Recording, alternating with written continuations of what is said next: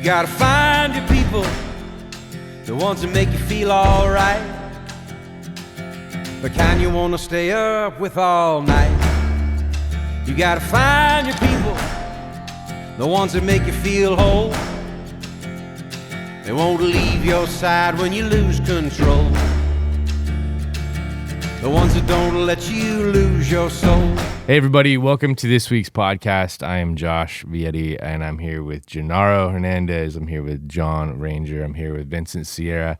And we have a different crew today, but we're going to have some fun, and we're going to talk about purpose a little bit and the pitfalls that people kind of run into when they're trying to find out.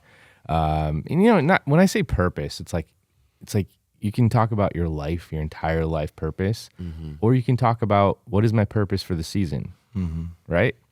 And so we'll kind of get into that. But before we do that, how was your guys' week? Everything going good? How are you guys hitting the gym, hitting the, you guys doing good with all Since the New Year's, I told Allie, I was like, this year I'm going to go hard. Like it's going to happen. I have not went to the gym yet. Yeah. And it's just not like me. I was also sick though, so. Oh, yeah. My gym is like literally in my backyard, and I went once, so. But I got that was a good workout. It's when you're really sick, I feel like you eat a bunch of comfort food too. Like you're just like. It's not healthy, yeah. Yeah. I feel like you're just trying to fill your body with randomness just to offset the sourdough sickness. and apples. That's all I had. Oh. Well, yesterday I knew you were still not feeling great because I you know what I'm going to say, but I took a dive into the forbidden, not donut box, but the bagel box and I was just hungry, and then I saw you dip your hand in there. I said, Genaro's not feeling good. When Genaro's eating bagels, I'm like, life is still hard. Yeah, it's been rough. Yeah, eating's tough. I think that's the hardest thing. I think getting in, but they go together, right? If you eat bad, it's hard to work out because you're like, oh, I don't feel good. And so they do go together. But which one do you guys jump on first? Do you guys do the same, both at the same time? Like, I'm gonna eat good, I'm gonna work out, or do you guys just kind of? No, if I eat good, it's like my motivation. Like, okay, I get to work out because I feel like I feel like actual progress happens. But if I'm eating bad, then I'm like, if I go to the gym, it's just gonna cancel out. So there's no point. I'll start on Monday. Like that's just where my head goes. Yeah, makes sense. What's the best way? I have no advice about working out. You guys are all looking at me waiting. John. Go ahead, John. You want to say something? I'm like, no, I'd rather not embarrass John, myself. you work out your creative side all the time. Yeah, that's right. Yeah, I work out my brain. Yes. What's the best workout you've ever had? Oh, I'm looking at Vince. Oh, why me? Yeah, I don't know. I mean, the craziest thing I feel like the hardest workout I've ever done is the rock cobbler. I mean, that thing kicked my butt. Just it's the bike ride. It's a bike ride, but it's just like a little bike ride. It's a little bike ride, yeah. It's quite a bit of miles, but what's tough about it is you're on a road bike on the dirt, basically. Like a gravel bike. Like a gravel bike. It's pretty much a road bike with a little bit of beefier wheel. And man, it's that's a pretty well known race. It is. It's coming up in February. I really wanted to do it this year, and I thought it was going to be later in the year. And I was like, oh, I can train for this. I can do it. And, they have a pebbler, which is 60 miles instead of the 100 miles. And I was like, I can do this. And it's all uphill. It's like 7,000 of vertical climb. And when I found out it was February, I was like, that ain't happening. So that's funny. I'm going to do the pebbler.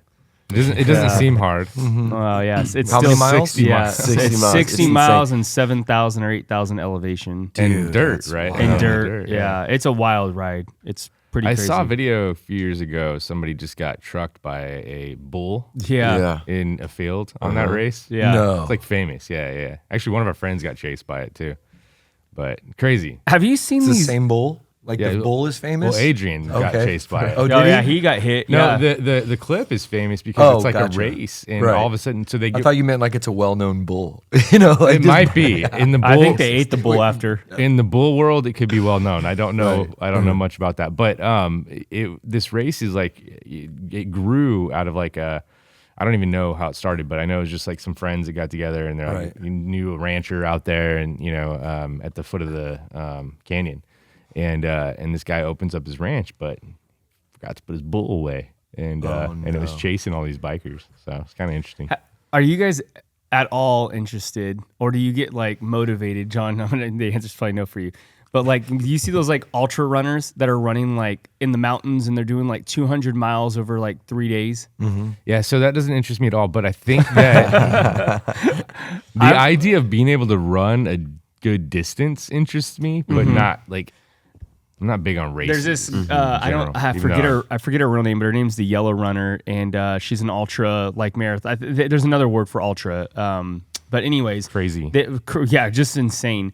But she said she was talking about running, and she said she's like maybe 100 and something miles in, and she was just fighting falling asleep while she was running. Oh my god! Like so, she's actually running. But then she's like falling asleep. Gosh. Could you imagine? I think she was actually passing out because I don't know if you fall asleep. Yeah. I don't know. She was just saying just the fatigue. But then she does talk about at one point she was so like out of her mind. She was like hallucinating, and she was like seeing. She thought she had saw. She was racing somebody that wasn't there, basically. Oh man! And I don't know. Part of me, I don't know what part of me, and I don't have obviously, but I'm like that looks so fun. I would love to just go and run for. Forrest Gump it for 2 days and just run. Yeah, no, through the mountains. I don't like sports. I don't like anything. But what I do love is I love to watch other people do amazing things. Yeah. So like I watch every sports documentary. I watch every mountain climbing documentary, snowboarding documentary, skiing, like you name it. I love watching people accomplish something like incredible. So I watched the one where the guy ran across the desert, and that was amazing. It's insane, right? Yeah, it's amazing. Yeah. It's crazy just because some people, they enter this different mode where they just go. Yeah. Definitely. We did a Spartan race a while back. It was the half marathon. Yeah. And there were people who were doing a full marathon. And so they would wear these purple vests. And man, they just like there's just a different like their head is just like, this is just normal, but their body's just going. And it's like, how? Like I'm like dying. I have a family member. There's a go ahead. I was just gonna say I just have a family member who just did a 55-mile run. Yeah. A mountain run. Yeah. Some crazy run here in California. It was 55 miles. Yeah, that's insane. Nuts, it sounds amazingly fun to me. I mean, I love the idea of it. At the end of it, I don't know if you're going to be happy or sad, but I do think, honestly, half of it's mental. Oh, 100%. I mean, I say that for never running a 100-mile race, but I just think like if you can mentally get to the place, like when I go out and I do 20-mile hike, I'm like, I know I'm in the wilderness.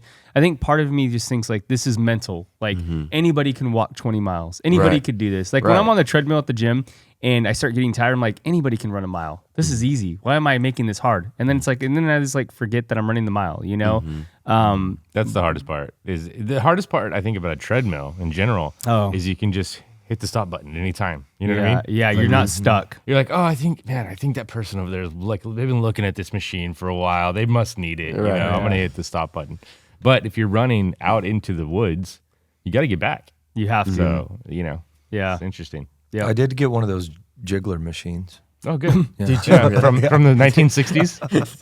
Good.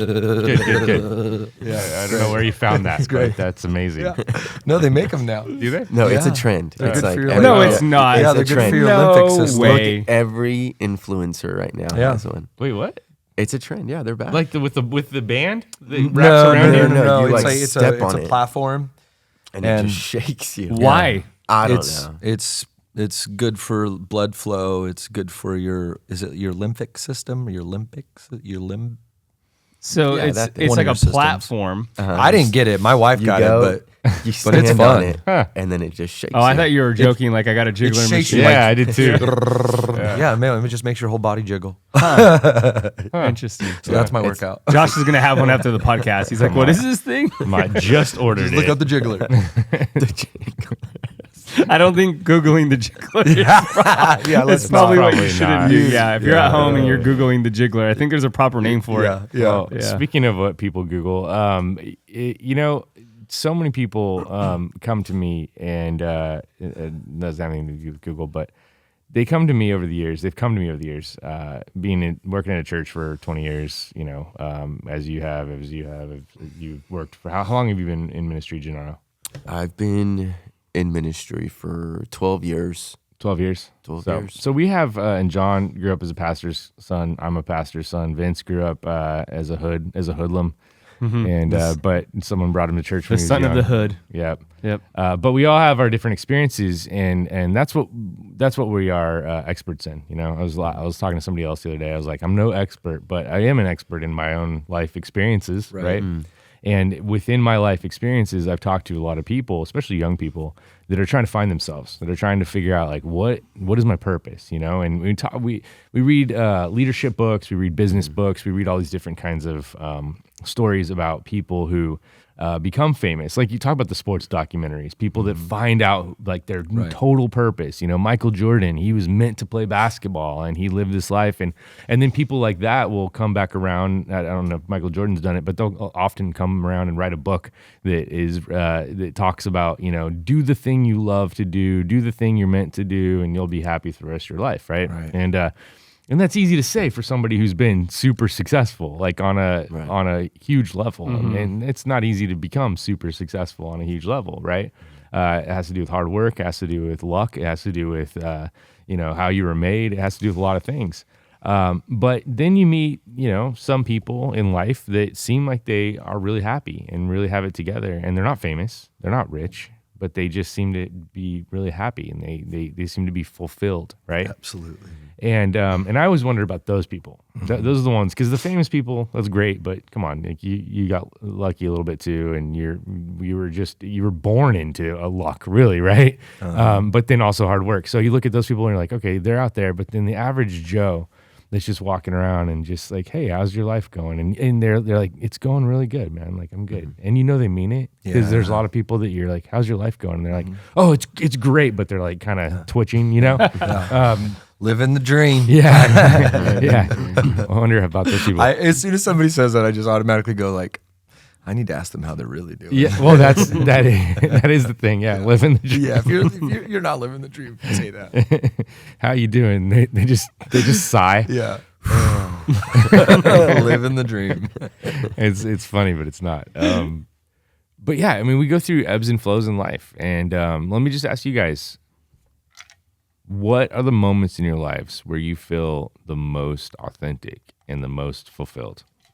I think the most fulfilled would be when my family's doing ministry with me. I think that's the most I you know, and whether that's going and getting Christmas gifts for other people, or this is the first year Sevi, I feel like she finally understands, you know, like you can have conversations with her now. And so, how old is she? She's going to be 3. Okay. And so this chick talks so much. And the personality starts to bloom. Yeah. And so, you know, we give her $5 and, you know, you tell her, okay, you're going to get a gift for someone. And she goes and picks it out, and she picks the most expensive thing. But, you know, but it's just, you know, that right there, and kind of teaching, you know, why we do this and the purpose of why we do this.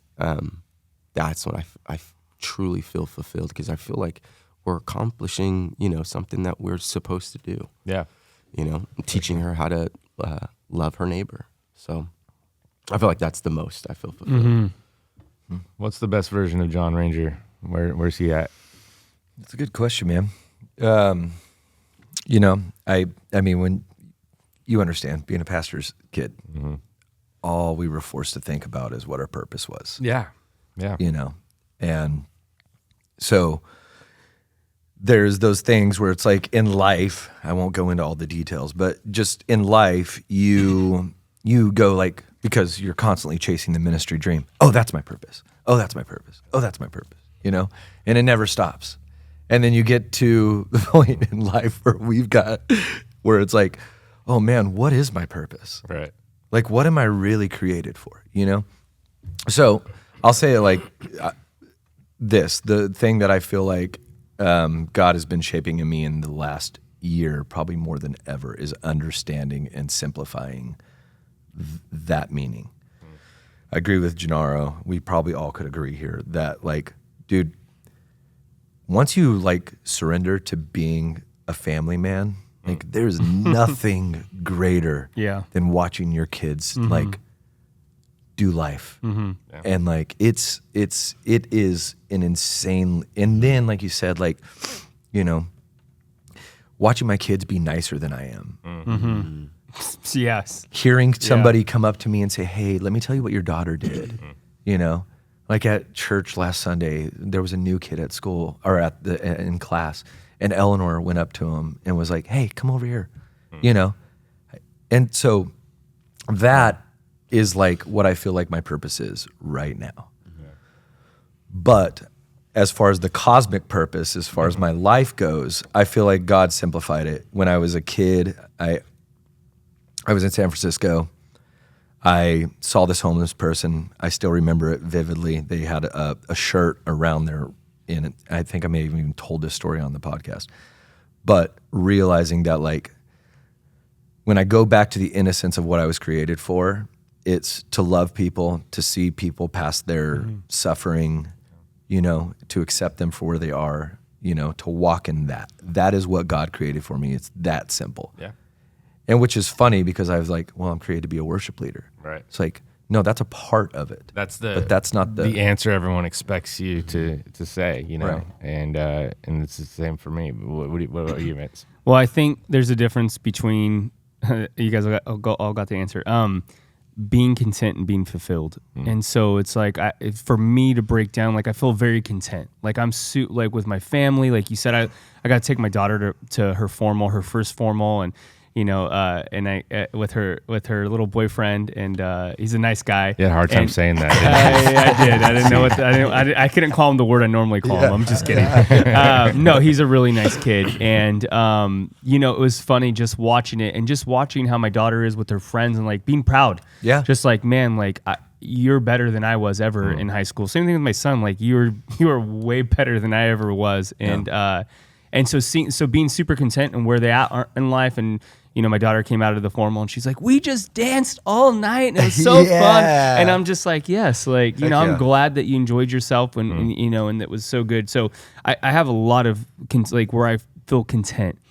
There is an unsettling in me, and I don't know where it comes from, where I don't necessarily know that in this life that we're ultimately fulfilled. You know, the easy answer would be say, well, you know, it's, you know, my ultimate fulfillment comes from Jesus, and you know, I only feel fulfilled in there. And I'm not saying, obviously, I believe that. C.S. Lewis wrote, he said, when I find myself a desire that nothing in this world can satisfy, I know is meant for another world. And so I feel like, you know, part of me always just thinks like, I have like this yearning or hunger where I'm like always thinking like, okay, like there's more. You know, there's more to be done. There's more. I think that's why I love that song, God in the City. You're God of the city. And then one of the things it says in the city, there's like, greater things are yet to come. Greater things still need to be done in the city. And I just, like, I love those lyrics because I'm just like, yes, there's more. Like, God, there's more and we can do more. And so content, yes. I feel like I have everything I need. God has filled me in that area. But like, as far as like this idea of fulfillment, like, I'm like, man, I don't know that we actually ever get to that place until we expire, until we leave this earth. You know, I think about your dad. Your dad's always running. Right. And I'm thinking, man, like, I hope I don't have that disease in some way, you know, where I don't ever stop. But there is part of me where I'm like, I don't want to stop because I feel like God wants to do more in my own life personally, and then just with the people around me. Yeah, that's interesting thought. I mean, the difference between contentment and fulfillment. I never thought about that. But I feel like fulfillment happens sometimes. I think of it in very like practical terms. Yeah. Of like when I'm hungry, I eat and then I'm full, right? So when I am spiritually hungry, or I am feeling lost or confused or frustrated or angry or whatever is going on in my life that's not necessarily positive, I don't like it. I'm like, something needs to change, and so I'll do something, and then I'll feel better for a while, right? And then. But it comes back. It comes back around. It's cyclical. So then it comes back around, and you get hungry again, right? It was funny. I had a thought the other day, and it's going to go off topic a little bit, but I was telling you about this yesterday, Vince. One of the criticisms that that I've heard before about pastors in church, you've heard this before, is that church doesn't preach the meat. I need the meat. I left because they weren't. Yeah. And I've heard this so many times before.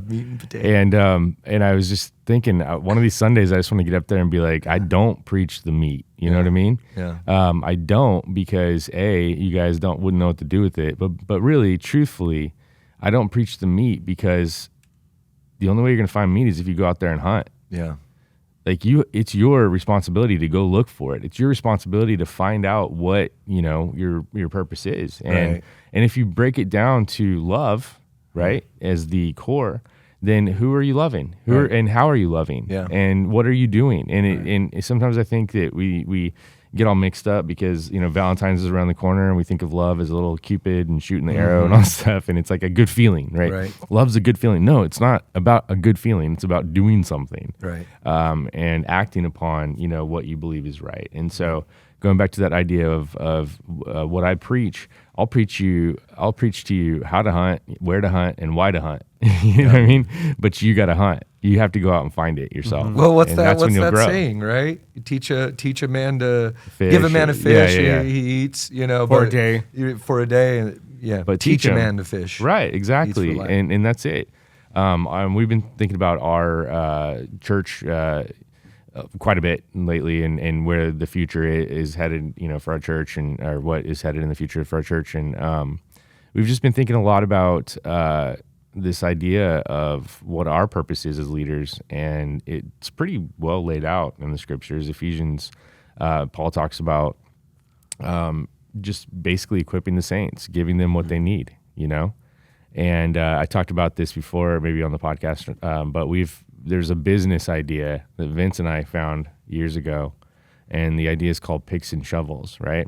And it's based on, in California, there's a gold rush in the 1800s, and thousands of people, hundreds of thousands of people came out, and they tried to find gold. Right. Most of them lost everything. Yeah. Most of them did not do well. Right. A few of them found gold, but who really did the best consistently were the people who sold the equipment, picks and shovels. Yeah. They're the ones that killed it. Yeah, right? That's awesome. Wow. And in business, that makes sense. And to translate that over to the church world, it's like the best thing that we can do is give you the equipment and say, hey, here it is. Here are the tools. Yeah. But you've got to go practice. You have to go use those tools, and you have to work those out. Right. And if you get stuck along the way, come and talk to us. And I don't know, it's funny because I don't know very many people that come to us, and this is one thing I don't hear very often, is people coming saying, hey, I'm out there in the field doing this ministry and I'm stuck right now. I need help. Like, what can I do with this problem or that problem? All I hear people, when they come to us, it's usually like a tragic, like it's like a pretty big deal. Right. It's like, I'm going through something big. Yeah. I'm hurting here. I'm dealing with this. I'm dealing with that, drugs or alcohol or, a marriage that's falling apart or whatever it might be. And that's fine. We're here for that too, 100%, because, that's life. We have to make sure that everybody's well. And I talked about a church being a hospital a while back too, and partly it is, but it's also a training ground. It's also a gym. It's also a university. It's all these different things where we're coming together and we're learning what it means to actually love God with all your heart, soul, and mind, and love your neighbor as yourself. Like, those are the two things. Yeah. I think you think about the gold rush too. I'm glad that you brought that up because I'm talking about purpose. It's interesting. A lot of people migrated, right? People would risk their life, risk a lot to get here. And when they got here, they just thought they were going to go walk into one of these rivers and, scoop up some gold, and they were going to be rich and they were going to strike it rich. In reality, that wasn't the case. It was like they had to work hard.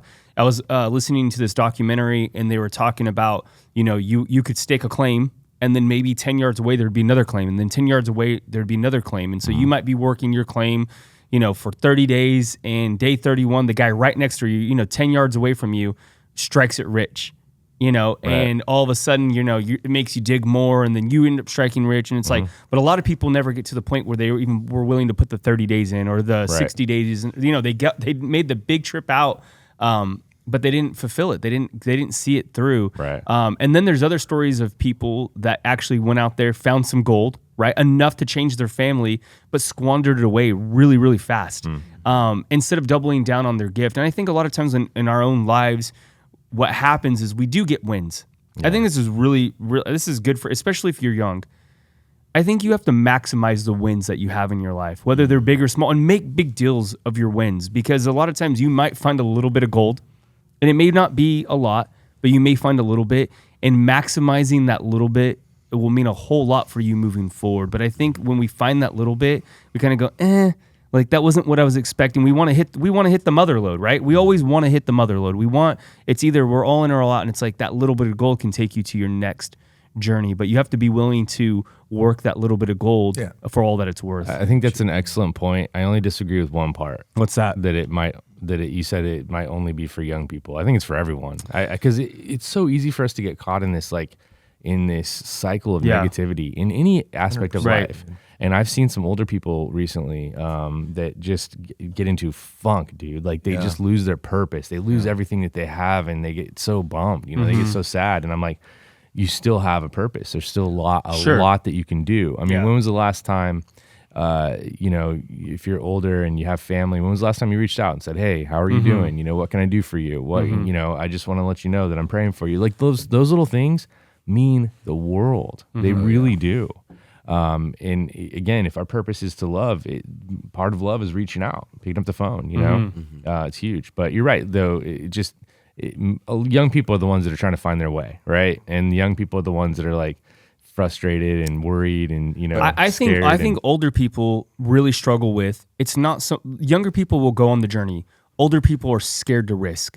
That's the biggest difference between when I think about people my age, like in the 40-year, they're so scared to risk. Why do you think that is? Well, I think they have something that they got to a place and they don't want to lose their stuff, right? A level of success. Right, there's a level there, right? It's like, I can't lose my house, or I can't, because all of a sudden your status quo has changed. Right. And I think that's what separates, again, that's what separates people who like get to the next level versus that people like, I was telling my wife, the other day, is like, I would be okay with losing everything. I'd be okay with going back to zero, because I know that I can crawl back. And my wife, and there's this weird. I'm not saying that I want to be there, but I think you have to be willing to get there. I think if you're striving for success right now, and you're really, really comfortable, it's almost a bad place to be. Because you also have to define what success is. I mean, is it money or fame? But even if probably not, right? Sure. I think even if let's just talk about success in general, right? Like I'm not talking about like you're a superstar, you're on the. I'm just saying like where you get to a place where you feel content. Like if you're not willing to lose it all, I don't think you'll ever find that contentment. We just talked about content versus, those two things together.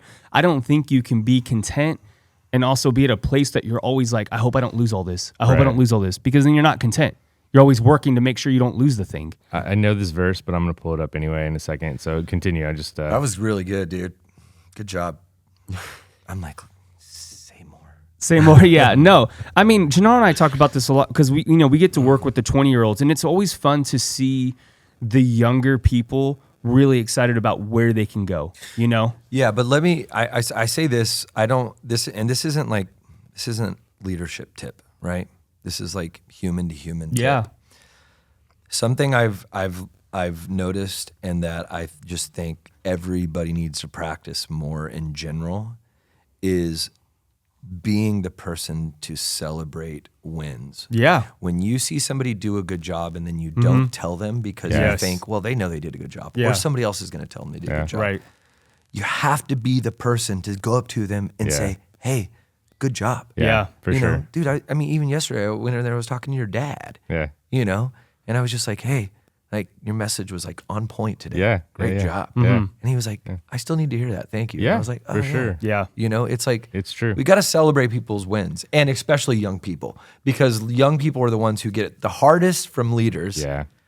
Instead of going like, I need to know that everything I do counts. Yeah. My daughters are so different. And one has a very strong personality, and the other one has a very light and fun personality, and they both can be fun, they both can be strong, but the younger one, she's just feisty, and I love it. It's the best thing ever. Yeah. But she's the one that if you say something to her, she's like, I know, I got it. Like, I don't need that, Right. But I noticed that she was listening to me with some things, and I did that exact same thing. I just sat her down and I said, hey, I just want you to know, like, I'm really proud of you for listening to me in these two things, because it's going to help you, Right. And you have to listen to people. You have to let people help you in Absolutely. life. And she just, I could tell she got really proud, Right, and I was like, this is a cool moment. And such a simple thing and such a little thing, But as a parent, even we forget to do this, sometimes. And but you're right. We need it at every age. We need the encouragement, the affirmation of saying, "Hey, like I see what you're doing well," and don't give people a pass if they're not doing well and say, "Hey, like you'll be fine." The whole idea of everything's gonna be fine, but somebody's doing something that is it's not gonna be fine. I think. Sorry. No, you brought up Michael Jordan, in the beginning. And one thing that always sticks out to me about the whole Michael Jordan thing is that dude was cut from high school basketball, right? Yeah. And somebody told him, like, you aren't good enough. Right. And that always sticks with me because, I think there are times in our life, too, where we do get the affirmation. I don't know where you land on, oh, kids get a trophy, oh, kids don't get a trophy. Yeah. But I do think that, celebrate the wins 100%. I said that in the beginning. Like, I do think that when you take a win, take the small wins, all the time. Yeah. I take the littlest wins. Like, Genaro and I went up on Wednesday night and it wasn't the best outing, but I count it as a win. I'm like, I went up in front of people and I said a thing. I'm like, that's a win. It's a rep. It was a rep. It's like a workout. Yeah. Oh, 100%. Yeah. It's a win. But I do think there's times when, and you just said it, Josh, where sometimes you need to be told, like, you're not that good. Yeah. And I think that does, and again, that separates people who move forward and people who don't. Yeah. If you're able to take that's not that good speech and then use it as motivation. Have you ever met somebody that's really good at giving you critical feedback, but it's like you feel good? You feel so good about it. Have you ever met somebody like that? Like that's a talent. I have somebody in my life and who a does gift that. when people have that. Because they're affirming you in what they see that's good, but then they're also saying, "But this is what you need to work on," and I love it, dude. But I think those people are actually more focused on what's good in you. Yeah, they're not trying to. They want to get you to the point of what's so good in you that they're going to help you. I have an example of this. It's funny. I was at Dick's on Friday night. My daughter got into a short soccer league, and they play on Saturdays. And she's never played soccer before. I played soccer when I was like 10 years old. I don't remember. I don't know anything about soccer. So we go to Dick's and I'm looking for cleats. And there's all kinds of cleats, and they're all mixed together. So like the softball cleats, the baseball cleats, the soccer cleats, they're all. I'm like, oh, those are Spider-Man cleats. What are those for? I'm like, what is what is all this stuff? And so I found a pair of cleats, and I'm like, oh, like on the bottom of these cleats, they're kind of softer. Like I kind of like these. I was like, Olive, what do you like these? And this guy next to me looks at me and he goes, hey, I just want to tell you, those are for turf. So nice. Honestly. Oh, so nice. But here's the thing. I could tell from my peripheral that it was his wife who kind of like bumped him. Like, let him know. Let him know. Because this poor guy's about to buy the turf. Wrong shoes. Yes. And I could tell, I had this thought. I don't know if it's true. But I was thinking that guy was probably like, I don't want to say anything to this other dude. Especially with the commercials out. What are those commercials? You're turning into your parents? Yeah. Where she's like ordering the chicken. Right. I wouldn't do that if I were you. But in all honesty, I was so thankful that he said something. Oh, yes. Because I was going to get her the wrong shoes and she was going to have a harder time out there. But that's the thing about men, right? Like we sometimes, because we think that other men have pride, we won't say anything, but we don't know. Like that's what's beautiful about our relationships. I think that we all have a pretty good way of like telling each other the truth. You know, Vince and I, we've built our relationship on that. And I think that it's really important to be able to do that and not take offense. So many men, especially, and I'm sure women deal with this too, but so many men especially miss out on who they could be in life because they won't humble themselves enough to take good criticism. Well, and even when it comes from a sour, like it's hard to hear, right? And it's not packaged well, it could still be true. Like the other day, somebody called me out on something and it didn't come out right. It sounded very offensive, and I was like, and immediately I thought, well, what about you? Right. But there was truth in what this person was saying. Yeah. There was some truth in it. Right. And I was like, no, but it doesn't matter how you said it. And it hurts my pride a little bit. How do you get to a place where criticism, especially when it's, meant for bad, doesn't become paralyzing? Because I do think a lot of people struggle with that. Well, putting yourself out. So like this week, I was thinking about this week. This week I have a lot of type of putting myself out there situations. I have therapy this week that I'm doing. I have a little radio thing I told you about that I mentioned just because I have nerves about it. I have this podcast. I'm teaching on Sunday. I'm doing Man Cave. So actually, it's actually more than I'm even thinking about. But there's going to be a lot of reps that I'm putting in this week and putting myself in front of people. And you're up on Sunday. Yeah. And I've been doing this for 20 years. So, okay. You'd think that I'm super comfortable at this point, but I'm not. Yeah. Like, it is uncomfortable for me to put myself out there every single time I do it. Yeah.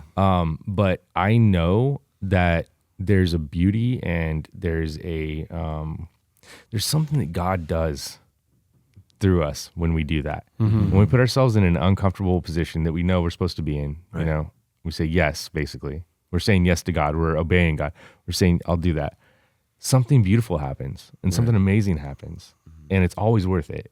But most people don't put themselves out there because it's scary. Yeah. Because it hurts when you mess up. And especially if you're self-critical, if you're extremely self-critical.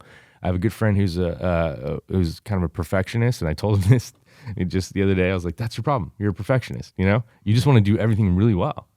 And the problem with that is you don't do as much as you would otherwise. And the only way to get better is by doing it. And so that's another thing that men deal with is like, I want it to be perfect. And this week, I know I'm going to mess up, dude. I know I'm going to say something that I wish I didn't say. Sure. You know, I know that I'm going to lose my train of thought, which I do all the time now. I'm getting old. I don't know what it is, but I know that I'm going to have these moments where I'm just like, I don't know what to do, but it always works out, you know? That's the beauty of it. Yeah. So. Yeah, that pressure is a privilege for sure. Pressure is a privilege, Genaro. That's a t-shirt right there, dude. That's like no, but I like it for sure. It's true. You'd said, you know, you really just have to do it. And I love because it kind of ties into what you were saying in the beginning with what we're trying to do as a church. And we're equipping people, right? And when it comes to purpose, it doesn't happen intellectually.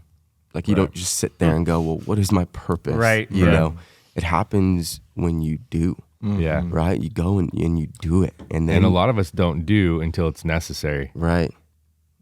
Yeah. You know what I mean? And yeah, I think what's vital, what's so important is what is it that we are doing? Because I mean, you see the promises in Scripture, you see the things that we're supposed to do. They're already laid out. And one thing that I have, you know, realized is the more I'm in the Word of God, the more I'm walking in the Spirit or walking in the Word, the more purpose finds me. The more I see like what I'm supposed to do, like what I'm actually supposed to do. And it's changing. You had said, you know, talking about Paul in Ephesians, you know, when he's writing to the church, he's like, dude, we're created, you know, we're his workmanship. Created for good works. It doesn't list a single work. Right. It's good works. Right. No, That you're means right. it's always changing, man. Well, the first thing that God commanded people to do, the very first thing in Genesis, you guys remember what it is? It's be fruitful and multiply. Right. It's pretty vague, dude. Yeah. But it's also like, you know, make babies is what they meant at the beginning. I would say multiply now means multiply the love of God and multiply, you know, the people that come into relationship with God, like multiply in that way. But be fruitful. How do you be fruitful? Yeah, you plant stuff and you can't. You plant and you can't. You have to do the work. I think you, like you said, Genaro, I think that's good. I think that in some way, you know, a lot of us are really afraid of doing the work.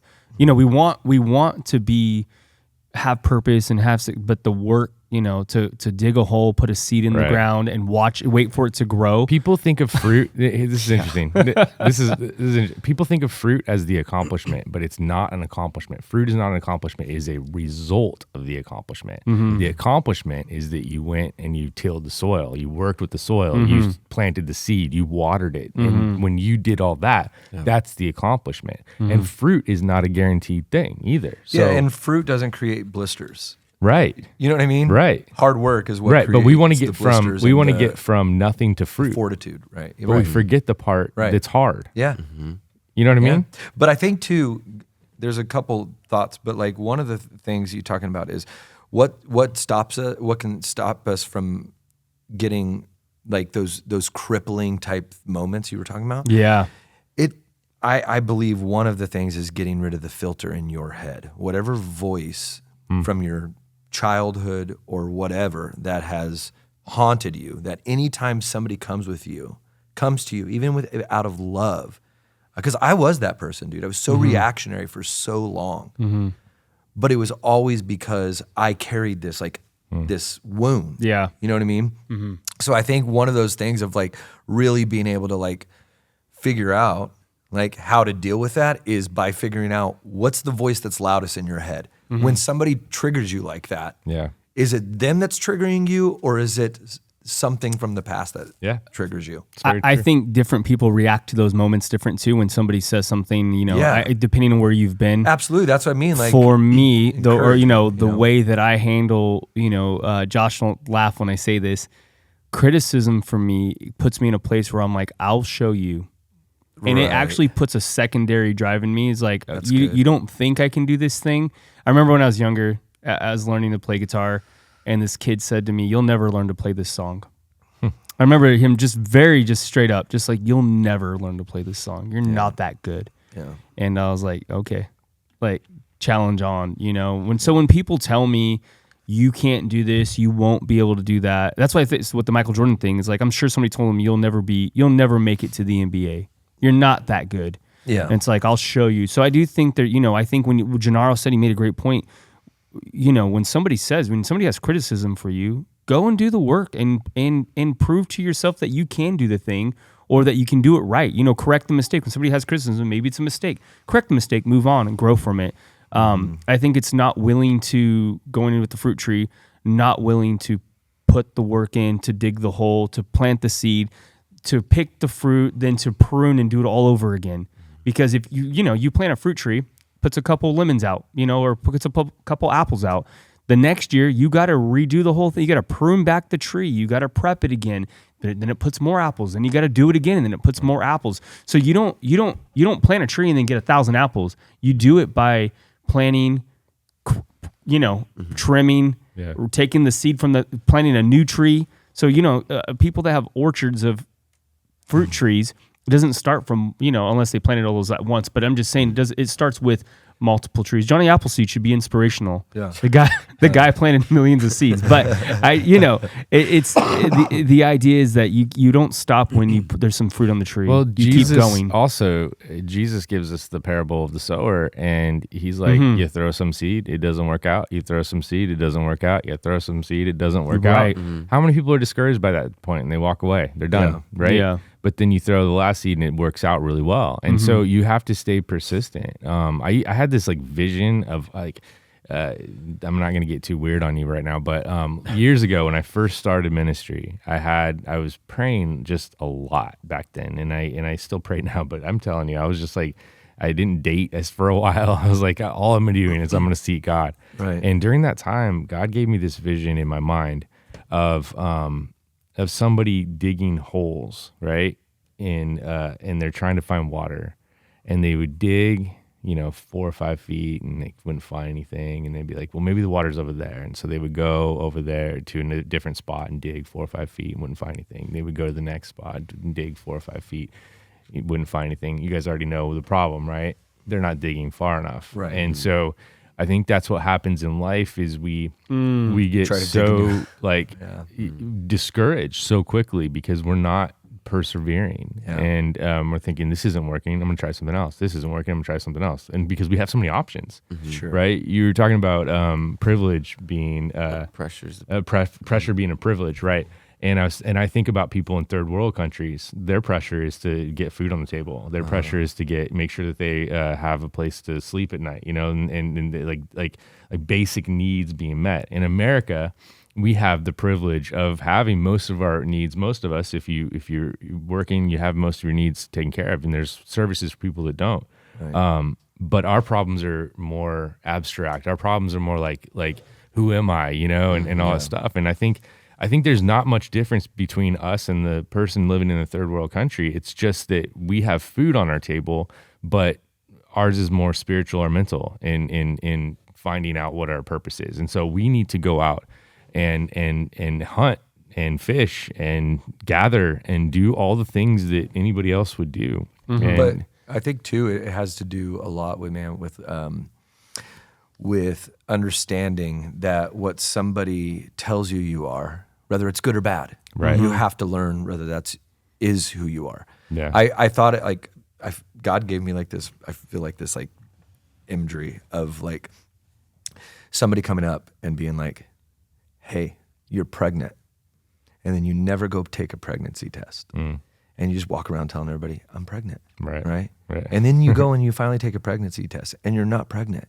but because that person said you were pregnant, you're pregnant. Yeah. You know what I mean? Yeah. I feel like it's the same thing with somebody, like especially in my childhood. You know, back in the day, everybody was like, "You're a Paul." Everybody was a Paul or a Peter, an Labels, Abraham. You know, and then you felt like I have to live up to that. Right. That's my purpose. Right. And it's like, right. No. It's funny. Vince hates labels. I know this about Vince. He hates them. Like if you tell Vince that you are destined to be the king of Persia, you know, whatever.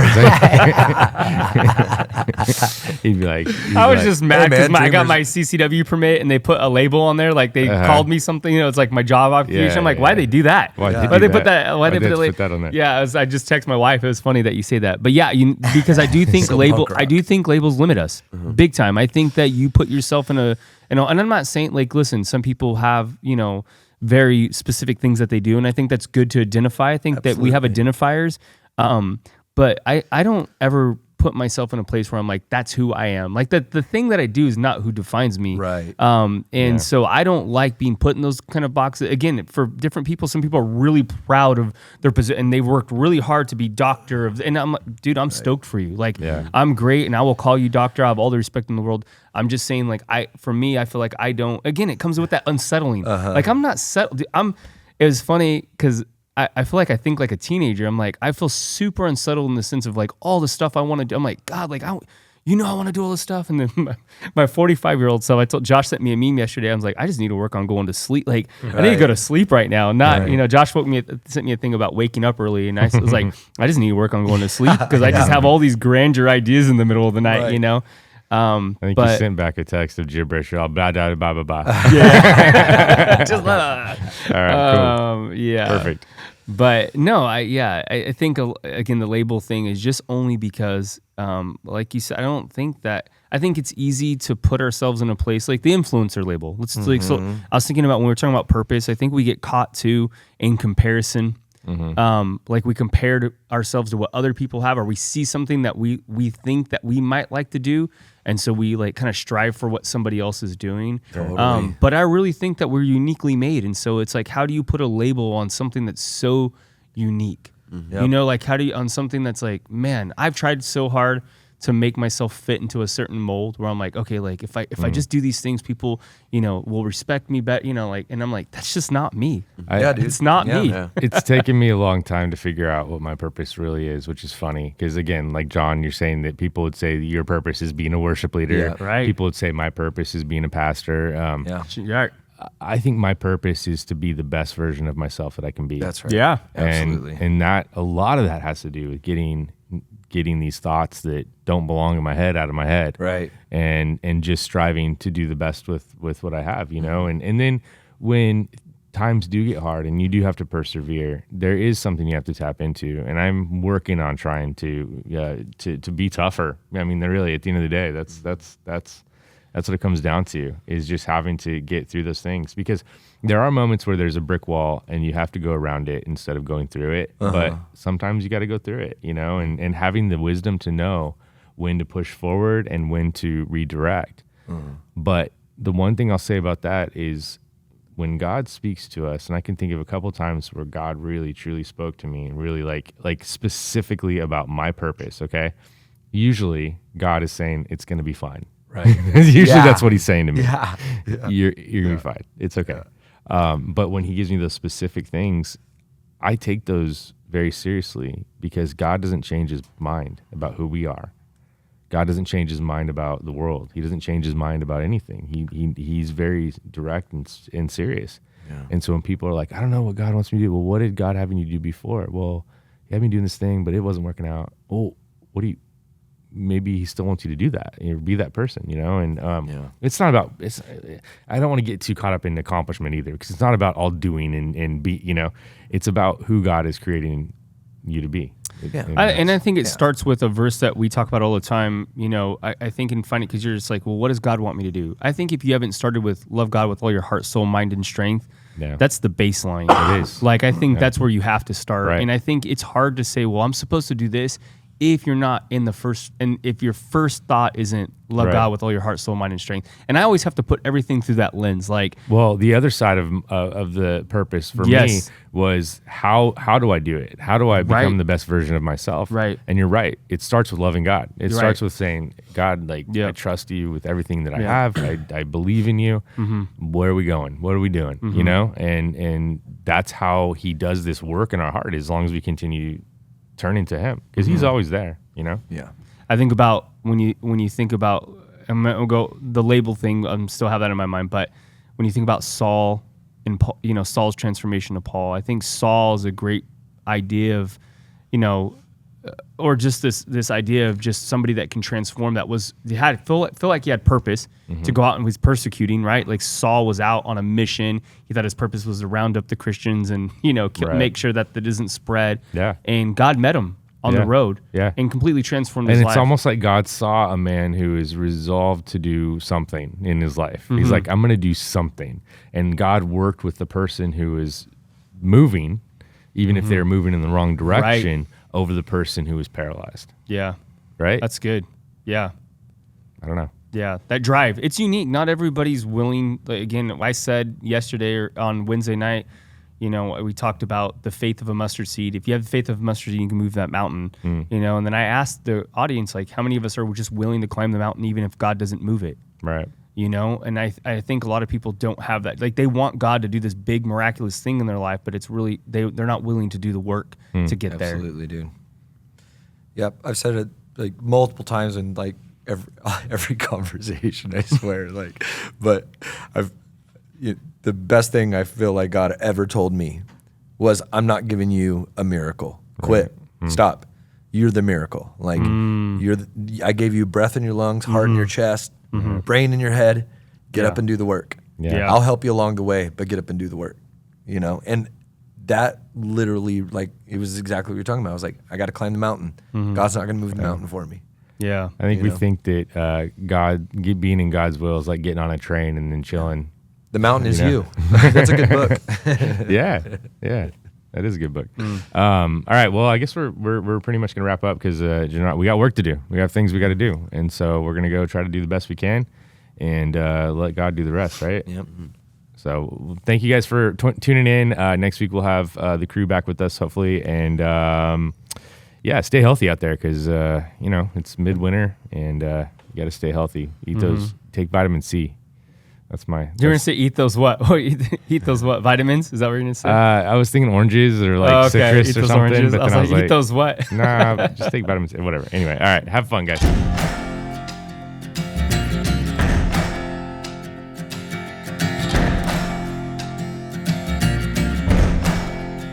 You gotta find your people, the ones that make you feel alright. The kind you wanna stay up with all night. You gotta find your people, the ones that make you feel whole. They won't leave your side when you lose control. The ones that don't let you lose your soul.